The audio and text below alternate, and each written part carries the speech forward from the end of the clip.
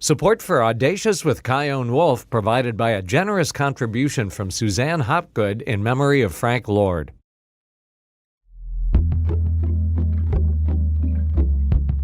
From Connecticut Public Radio in Hartford, this is Audacious. I'm Chion Wolf. For most of their life, Pidgeon Pagonis was told a certain story about their birth in 1986. So when I was 5 or 6, my mom sat me down, and what she told me that day was that I couldn't have a baby when I grew up, and I wouldn't be able to have a period because when I was born, I had cancer, and the cancer resided in my ovaries, and the doctor saved my life and removed my cancerous ovaries. Pidgeon had a few more surgeries over the years, but later found out that the reason for those surgeries were not made entirely clear to them or their family. And when they later pieced together the full picture, some explanations by hospital staff felt like outright lies. But the biggest revelation happened when they were in college. In a psychology of women class, Pidgeon learned about the ways that being intersex can show up in a human. And they began checking so many boxes. Intersex people are born with reproductive or sexual anatomy outside the typical male-female binary. But there's no one way to be intersex. And as you'll hear, historically, medical convention has been that intersex variations should be quote-unquote corrected by all means to make genitalia appear more typically male or female. That included medically unnecessary surgeries during infancy or before a child can consent. Pidgeon Pagonis is now an activist, educator, and filmmaker, and the author of the memoir, Nobody Needs to Know. Today, you'll hear about what it was like discovering what really was done to their body in surgery, what their actual intersex condition is, and how they successfully got the hospital where it all happened to change their policies on how they do and do not treat intersex children. And a quick heads up, this episode does discuss body parts and experiences that may not be appropriate for young children.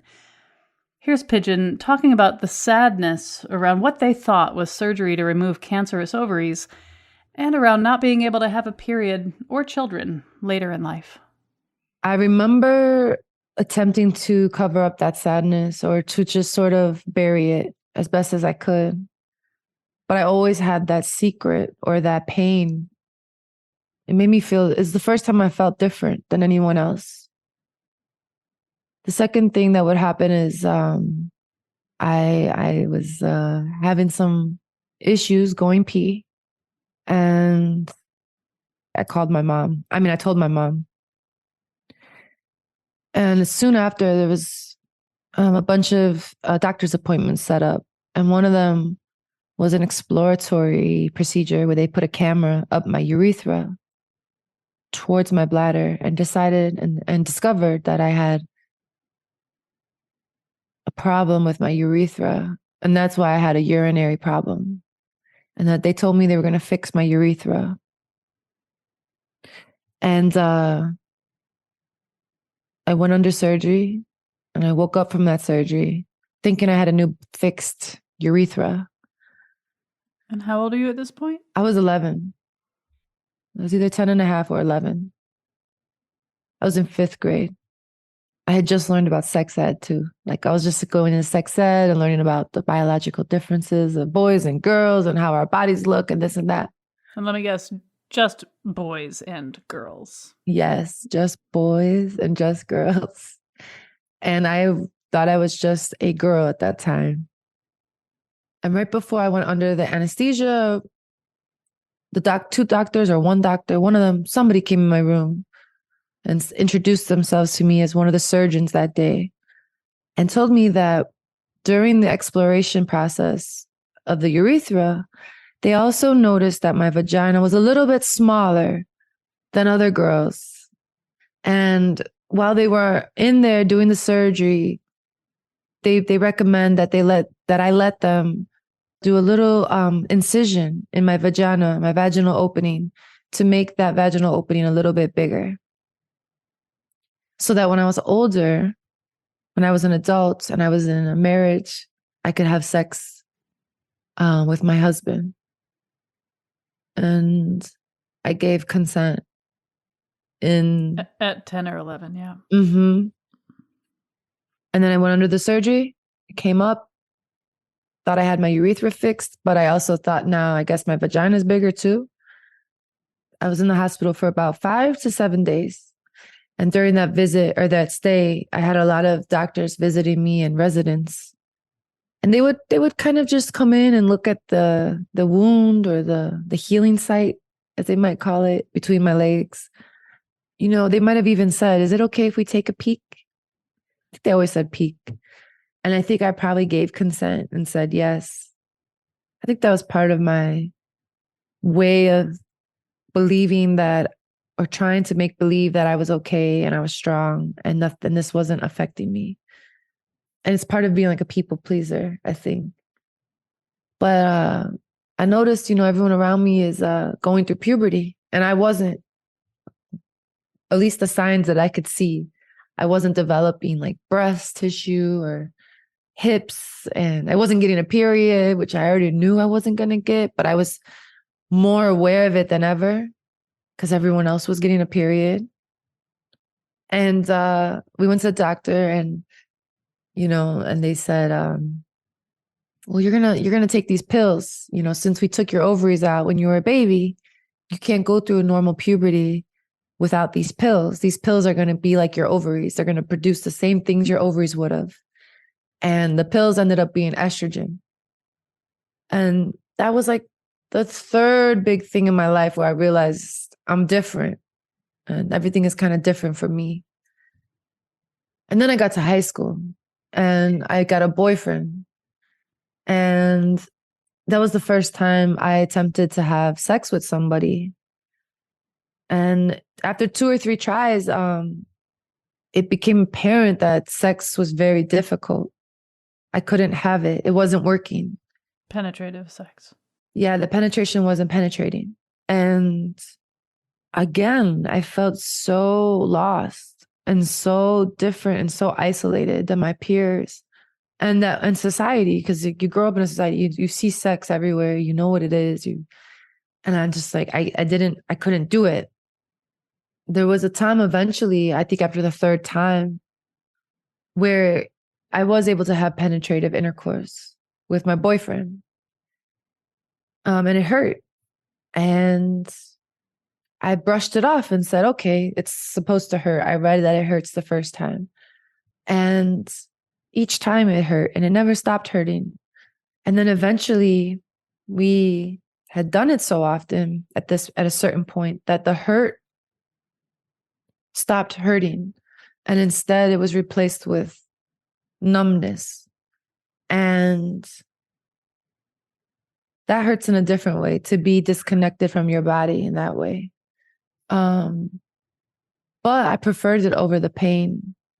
And I kept participating in that because I thought that, or I felt somewhere in some level of me, on some level, I felt that if I could do this, if I can exist in this practice of sex with my boyfriend, if I could participate in that was somehow proof that I was okay and I was normal. Meanwhile, everything in my life had told me I wasn't normal, like the experiences, but the people in my life kept telling me I'm normal, you're normal. Every doctor, my parents, everything's you're fine, you're fine, you're fine, you're normal, you're normal, normal. Don't tell anybody though. So don't tell anybody how normal you are. Exactly. And so I think, you know, it's kind of impossible not to internalize that you're not normal and that something is not normal. But I stayed quiet, just like they told me. I didn't speak of the fact I couldn't even have a period to my boyfriend. I remember pretending I had a period at certain points in the relationship just to A, look normal, and B, to avoid having sex for a week or so, or a few days, you know, each month. But, you know, I like other people, I got through high school and I went to college. And one day I'm sitting in my first year of college and I'm sitting in a class called Psychology of Women. And I see a slide on the projector slide, and it said, androgen insensitivity syndrome. Some women are born with this condition. A lot of these women have traits such as being very tall, having very clear skin, not having a lot of pubic hair or underarm hair or any at all, large breasts. Sometimes they're models because they're tall and they're traditionally like very feminine and I'm just like, this is interesting, like what are we learning about? And then there's these other bullet points on that slide, and one of them said, these women have XY chromosomes. These women don't have periods. These women can't reproduce. And that is the moment where things started to shift into focus for me. I felt something, you feel something, you're like. So you're like sitting in the middle of class, surrounded by a bunch of people in your Psychology of Women 300 class. Yeah. And your gears start turning. What was your next step? Googling, talking to the teacher? No, I went home. I went to my dorm and I called my mom. I was 18 at that point. And when you're 18, you get discharged from a children's hospital. So my whole life, I had grown up going to a children's hospital, which was actually across the street from my university. And I knew that because I was 18, they were discharging me and wanted me to find a gynecologist, an adult for adults. So I called my mom and I said, remember when, is there paperwork that they sent you? I think I heard about paperwork so that we could give it to the new doctor and this and that. And I said, Mom, can you pull that paperwork out and tell me what it says? Like, is there anything like a diagnosis, or is there, and she found the paperwork and she started looking at it. And I remember she said the words androgen insensitivity syndrome, which is the same exact word I had just seen in class on that slide. Oh, wait a minute. So did your mom know the whole time? What did she know? According to my mom, she and my pediatrician noticed something. And the pediatrician sent me to specialists at Children's Hospital, Lurie Children's. And around the age of 6 months old, those doctors ran some tests on me and discovered I had XY chromosomes. But I was assigned female at birth. So those two things didn't line up. I'm unaware if they clearly told my mom that I had XY chromosomes. I believe they may have kept that to themselves, but I'm not sure. What they did tell my mom and my dad was that I was their daughter and everything was okay, but I was born with underdeveloped ovaries, or they would sometimes use the word gonads. And that if left intact, I would grow up and almost surely develop cancer in those underdeveloped ovaries. So the doctors presented me to my parents as an underdeveloped female, slightly like undercooked chicken in the oven. And they needed to just tweak a few things, to get me on the way, all the way to being a developed female child. And one of those things that they needed to do, they recommended, was to remove my underdeveloped ovaries or my gonads. And that makes me kind of remember that I don't think they did tell my parents I had XY chromosomes, because I wasn't born with underdeveloped ovaries. I was born with undescended testes. And so they didn't use those words with my parents. They didn't use testes.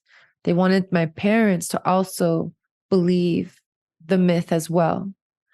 And so my parents believed I had these underdeveloped gonads or ovaries that would turn into cancer later in life. So they agreed to the first surgery I had when I was 11 months old to allow the doctors to remove those underdeveloped ovaries. Which were really undescended testes. And so my parents agreed, thinking they were saving, doing the best thing for their child. But they were also lied to? Yeah. It's part of the protocol back then was to not actually tell the parents every single thing, because they thought parents couldn't handle it, and they thought that it would affect how they raised their child, meaning they wouldn't raise their child in the binary sex that the doctors were telling them that their child was.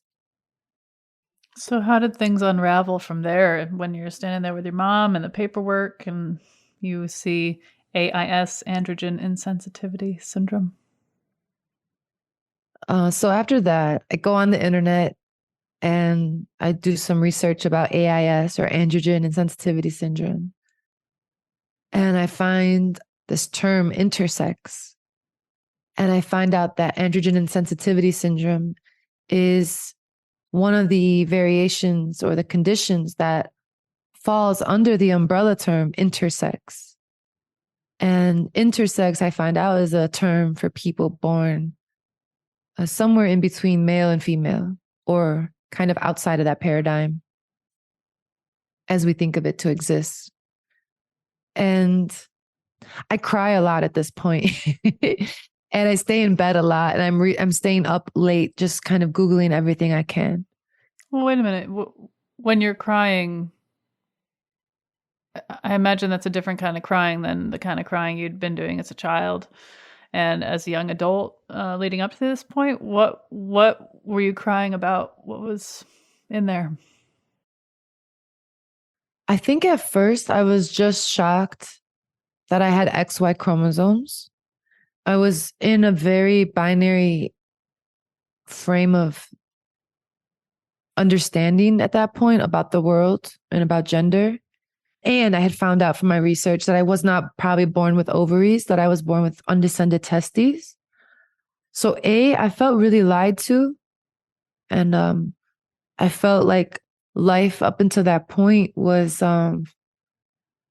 constructed for me, and it was constructed as a lie. And something about that just felt very sickening to me, or very gross, that I had went through my life not even knowing that I had XY chromosomes and undescended testes. I just really believed, I was born a boy. And everybody just changed me into a girl and lied to me for what they thought was my own good. I felt a lot of shame. Again, a different kind of shame, because I didn't know this before. That was Pidgeon Pagonis, intersex speaker, filmmaker, and consultant, and author of the memoir, Nobody Needs to Know. When we get back, after Pidgeon requests their records from the hospital where they had all those procedures, the truth finally comes out. It's like the worst homecoming you could ever have. It's like you're coming home, you figure things out, you finally realize what's going on, and you find other people just like you, and you want nothing to do with that truth. But then, find out how they teamed up with other people in the intersex community to successfully change hospital policies. I'm Chion Wolf. This is Audacious. Stay with me.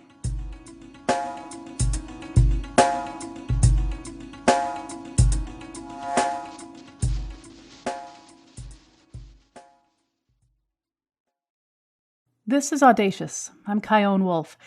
Intersex activist Pidgeon Pagonis named their memoir Nobody Needs to Know for a reason. Growing up, those were the words doctors would tell them surgery after surgery. Nobody needs to know that they take estrogen, that they won't be able to have a period, that they won't be able to give birth to children. In 2004, at 18 years old, Pidgeon learned the truth about their medical history. The story they were told about their birth, that they were born with cancerous ovaries, wasn't true. Pidgeon was born with undescended testes, a common trait of people with androgen insensitivity syndrome, a condition under the intersex umbrella. Pidgeon felt anger, shock, and sadness. And I wanted to know who or what exactly were those feelings aimed at. Well, okay, so at this point, I still kind of just know the tip of the iceberg of the truth. And I think I found a support group online, which still exists today. And this support group was specifically for people with androgen insensitivity syndrome. It was a Yahoo group back in the day. And I remember requesting to join this text-based forum online called New Rare Orchids Support Group. Very weird name. I think it might have said for women with androgen sensitivity syndrome. But to join, you had to tell your story in a Word document and then submit it. And then the moderators would read your story and see if you really were a woman with androgen insensitivity syndrome to get in. So I was allowed in after I shared my story. And once you get into this group, you get to see the master or the file. There's a file in the group in the file section that has everyone else's entrance stories in one Microsoft Word document that's really long. And I remember reading these stories, and so many of them were like mine. Like 80% of them, these people were told they had cancer in their ovaries when they were born. That's why they have a scar on their body. They couldn't have a period. They wouldn't be able to have children. Don't worry, you can adopt. Take these pills. Shut up, everything's going to be fine. Don't tell nobody. And story after story are of people finding out the truth later in life. What was that like? It's like the worst homecoming you could ever have. It's like you're coming home. You figure things out. You finally realize what's going on. And you find other people just like you. And you want nothing to do with those people. And you want nothing to do with that truth. You don't want to be at this homecoming. You want to go back to like the fantasy that everything's fine. At this point, I'd rather take like my high school version of myself when I didn't know anything and I was just drinking away my pain. It was like a nightmare.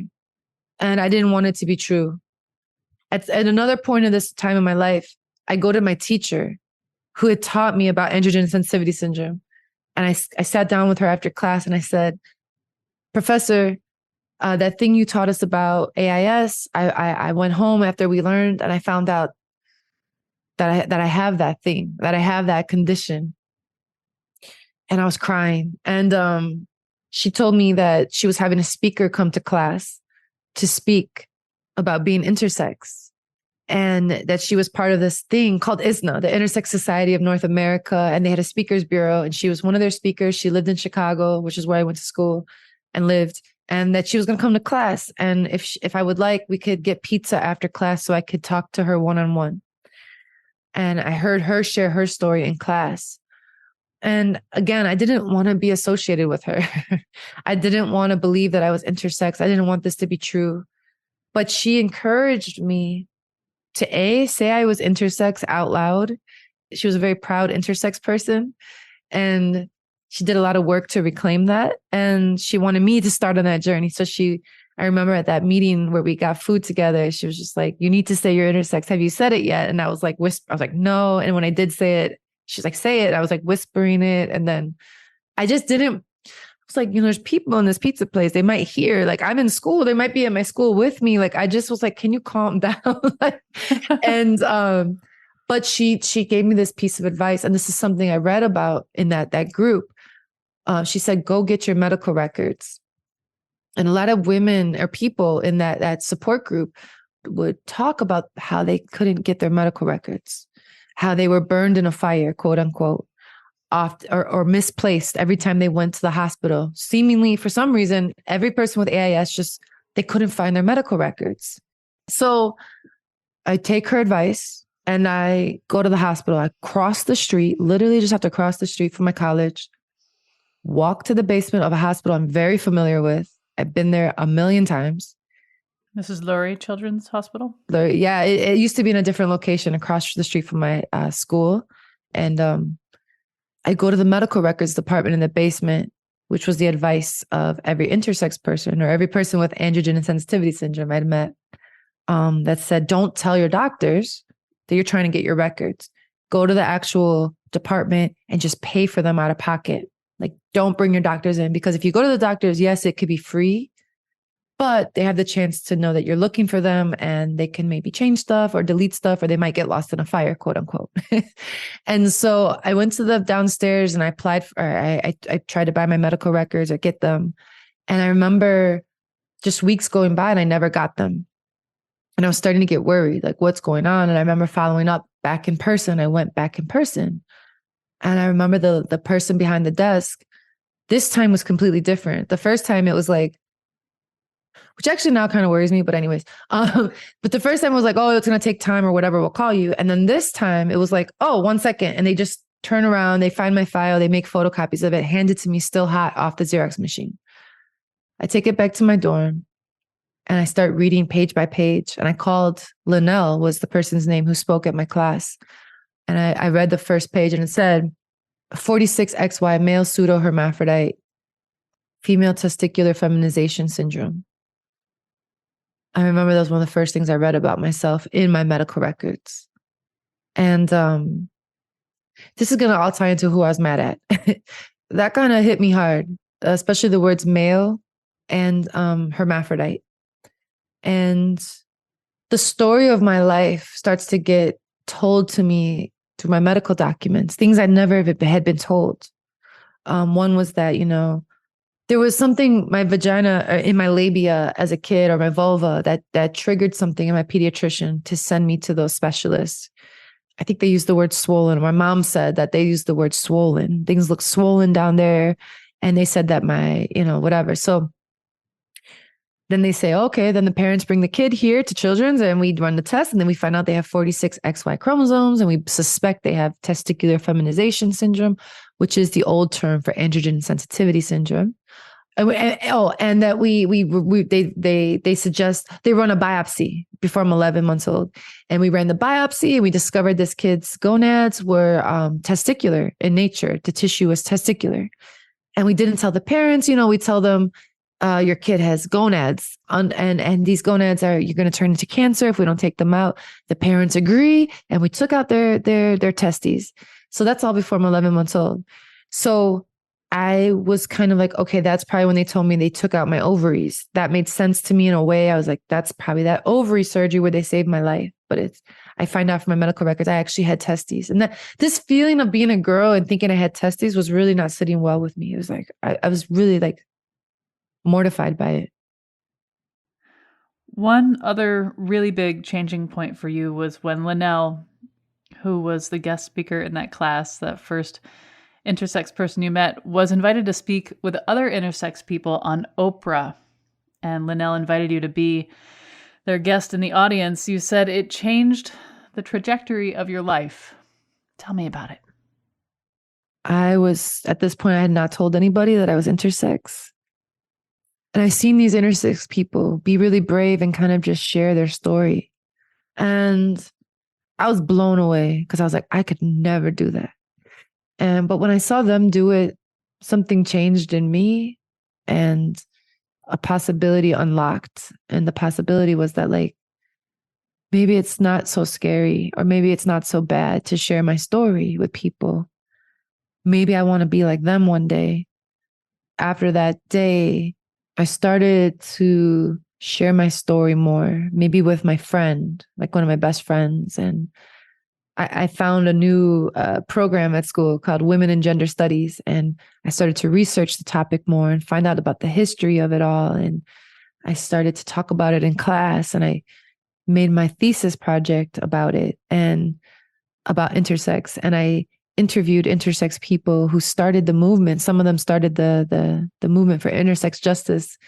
I interviewed them and I interviewed other people. And I told my story in that thesis as well. And then on my last day of college, maybe 2 years after the Oprah episode or 3, I shared a portion of my thesis, which had my story in it, to a room full of mostly like parents of fellow students. And my family was there. And that was the first time I kind of publicly shared it to a room of people versus like a friend or a partner.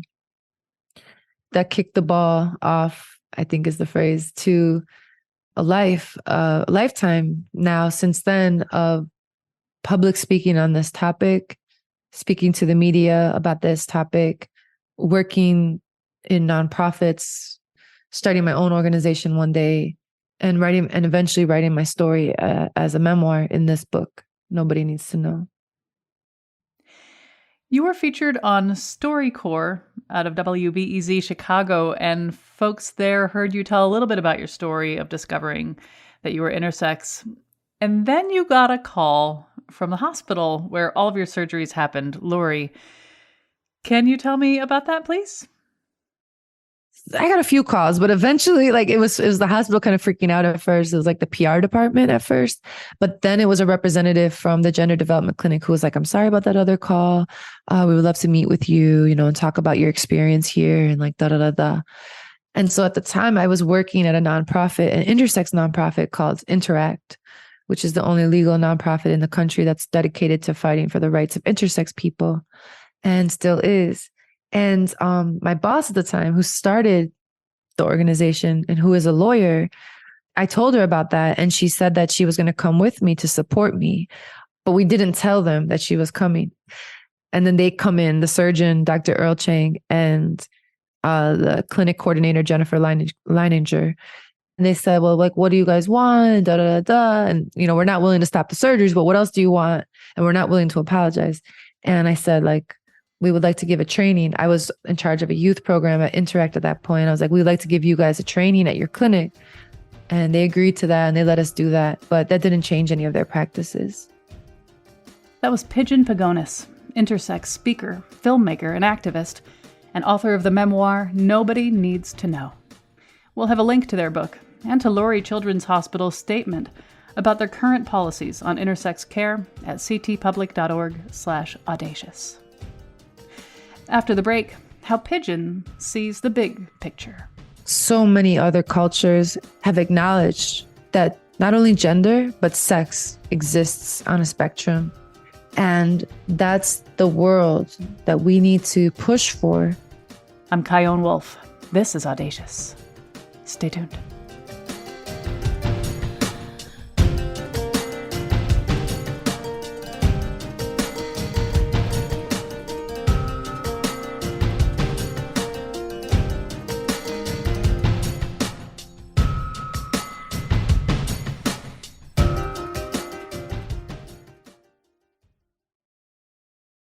This is Audacious. I'm Chion Wolf. As a kid, Pidgeon Pagonis was kept in the dark about their medical history, including the fact that they were intersex. Between 1987 and 1997, they went through several surgeries on the reproductive system and genitals at what is now Lurie Children's Hospital in Chicago, all to make pigeons seem more, quote-unquote, typically female. Years later, Pidgeon got a hold of their medical records and saw the full scope of what was done to them. And then they eventually met with leadership from the hospital where it all happened. They hoped the hospital executives would apologize, to commit to ending medically unnecessary surgeries on intersex children, and to create a fund to pay reparations to any intersex child who went through what Pidgeon went through. Hospital leadership told Pidgeon that they wanted to do better for intersex kids, but the meeting didn't end with any promises of change. Let's get back to our conversation. I want people to read your book, Nobody Needs to Know, to get this whole story. But after this meeting, you began teaming up with other people who are leaders in the intersex community to rally for a stop to the surgeries like the ones you had. Will you talk about what came out of that? In 2015 or 2016, I worked with Linnell Stephanie Long, the first intersex person I met back in the day, and Sean Saifa Wall, who was on the board at Interact, and we formed a new group called Intersex Justice Project. We looked back at the history of intersex activism, and we realized that people stopped protesting back in 1996. And there wasn't an intersex protest that we knew of since then. So we formed with the idea of bringing intersex activism back to the streets and incorporating an element of direct action and protest again. And so soon after we formed in 2015 or 2016, we started doing protests at Lurie Children's Hospital with the main demand. We had 3 demands. End intersex surgery was the main demand. Number 2, apologize. And number 3, create a reparations fund for the survivors of what you have done to patients at your hospital so that we can access care that we need. Oh, and there was another big thing that happened. Internally, doctors that worked in that gender development clinic, which was, again, the one that sees trans and intersex patients, a doctor named Dr. Ellie Kim came to a few of our protests during the past few years, and eventually one day spoke out that summer in 2020 on Twitter and called for the end of the surgeries, said that they supported our campaign and asked others to sign our petition and to speak out. And that was the first time I ever heard of or knew of a doctor that worked in a hospital where these surgeries were happening that spoke out against them. So with all that pressure building, we got a call that Lurie decided to make a statement that they were going to end the surgeries, and they apologized. for the harm that they caused to people throughout the years. But they didn't say anything about helping us financially or starting a reparations fund for our medical care. But that was a big moment. That was the first time that a hospital in the US apologized. So I'm clear, in a perfect world, is it fair to say that no hospital would ever make any physical changes to anybody born intersex? Yeah, of course. If a child needs a surgery to save their life or to help with a very like pressing health issue, like by all means do that. But the surgeries that are done to intersex children, the surgeries that are plastic and like plastic surgeries, these are not necessary. And those surgeries should always be delayed, in my opinion. And not even delayed because I think that implies the need for them. And I'm big on reminding people that these are not even necessary. So they don't even need to be delayed. Being intersex is not a pre-existing condition. Yeah. Being intersex is not a pre-existing condition. Being intersex is pathologized, but it shouldn't be. There's nothing pathological about being intersex. It's, as Cheryl Chase once said, or Beau Laurent, they go by Beau Laurent today, intersex is not a medical emergency, but it's treated as a social emergency. And that social emergency is that this belief in our society that an intersex child with a body that is not clearly male or not clearly female can simply not exist in the binary world that we live in. So in a perfect world, or in a just world, I would say, all people, whether they're women who are seeking abortions, people who are considered disabled, just children in general, and intersex kids, would all have autonomy over their bodies and be able to make decisions themselves that they can actually give informed consent to. It would be their decision. Yeah, I think a lot of people listening to this may be making the correlation between what you went through and what some intersex kids have gone through, and also be thinking about trans kids.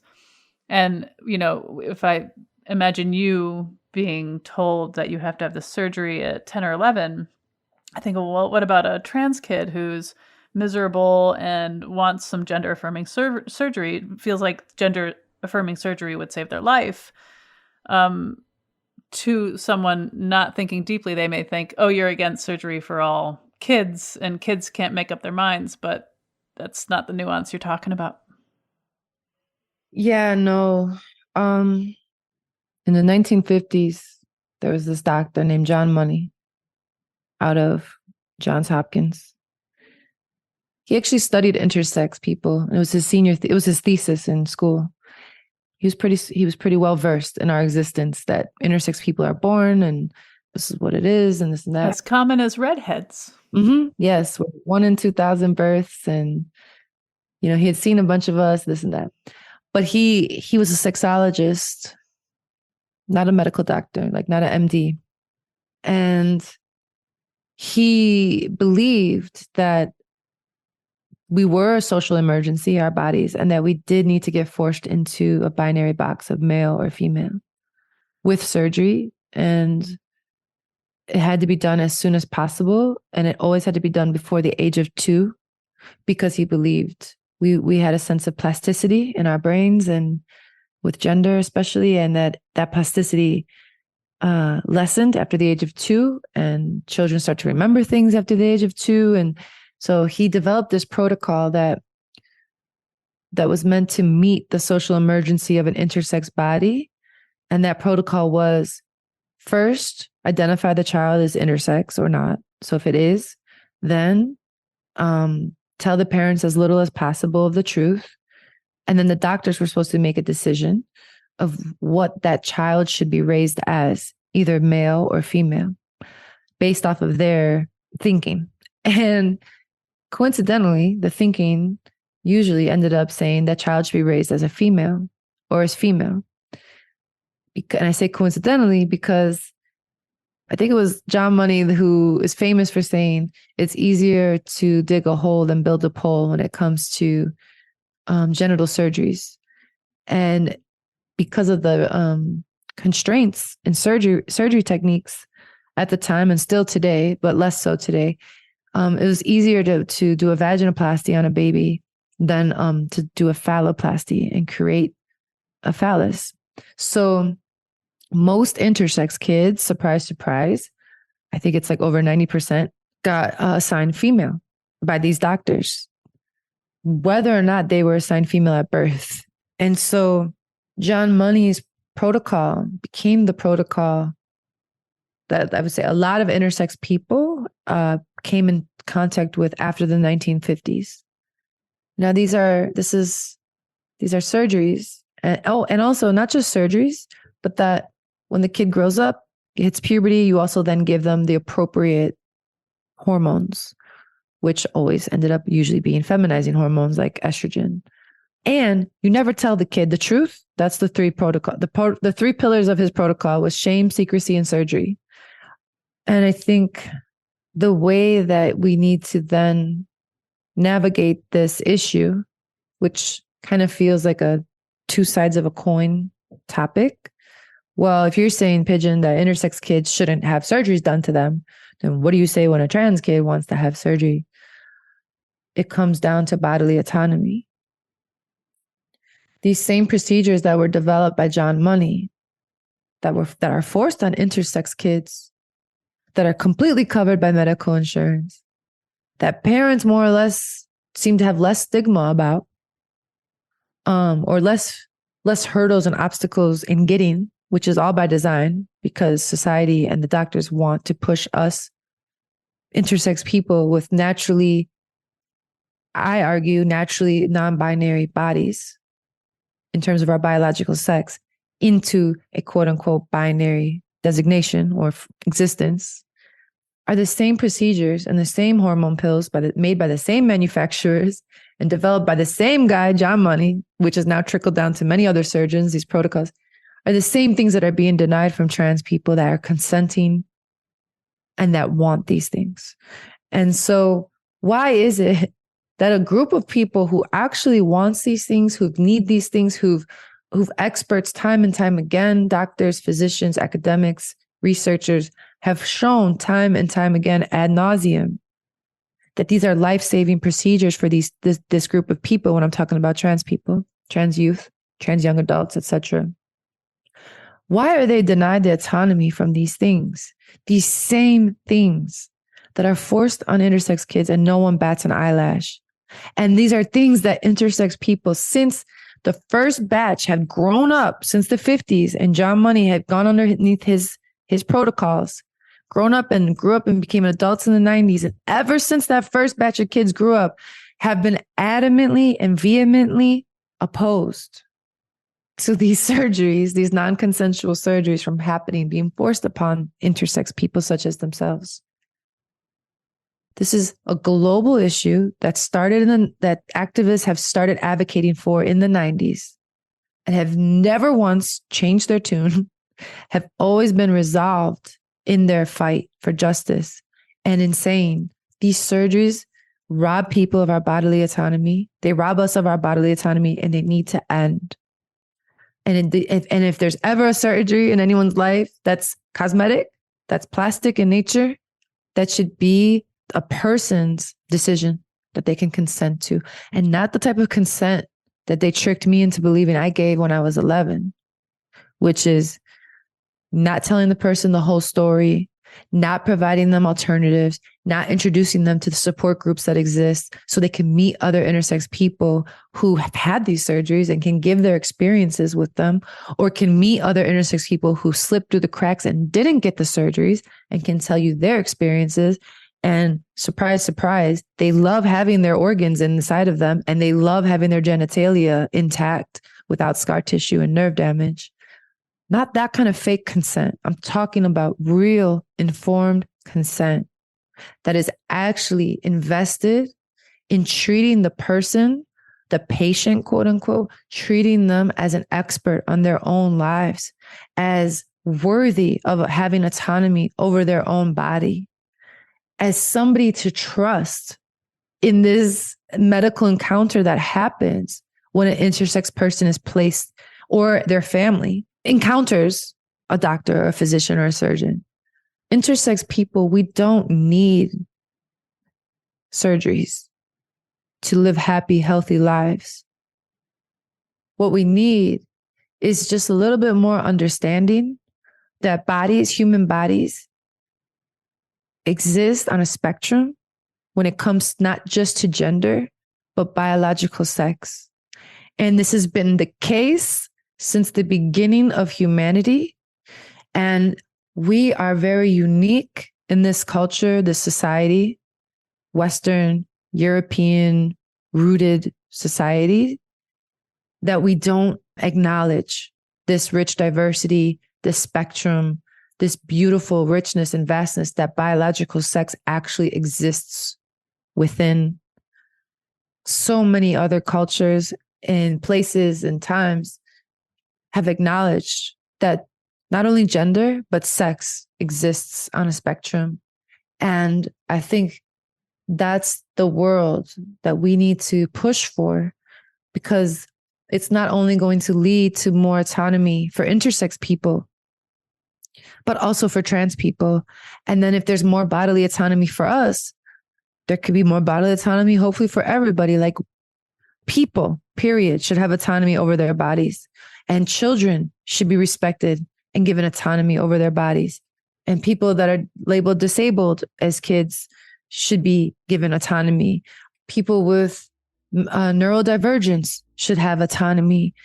We should be always striving for a brighter, more just, more free, more liberating, more equal society for our children and for ourselves and for the future. Well, Pidgeon Pagonis, thank you so much for talking with me. Thank you so much, Kayon. You can find a link to Pidgeon's book, Nobody Needs to Know, and to Laurie Children's Hospital's full statement about their current policies on intersex care at ctpublic.org/audacious. There, you'll also find resources to learn more about being intersex, including a link to Interact, advocates for intersex youth. This episode was lovingly produced by Jessica Severin de Martinez, Khaleel Rahman, Meg Fitzgerald, Meg Dalton, and Catie Talarski at Connecticut Public Radio in Hartford, with help from our intern, Reinett Chefu. If you like this episode, listen to one we did about medical malpractice, where we talk with people who discover their fertility doctor is their biological father. And check out my conversation with Zen monk and non-binary best-selling author and activist, Jeffrey Marsh. And you can hear an episode featuring a conversation about what it's like being a trans woman in the trucking industry. You can find them at ctpublic.org/audacious, and you can listen to them all wherever you get your podcasts. And if you'd like more people to know that this show exists, which I totally do too, you can team up with us on Apple Podcasts. Just click on all of those stars and write down what it is you love about this show. It really does help the non-feeling almighty algorithm to feel like maybe showing us off. You can stay in touch with me on the socials at Kayon Wolf, and you can always send an email to audacious@ctpublic.org. Thanks for listening.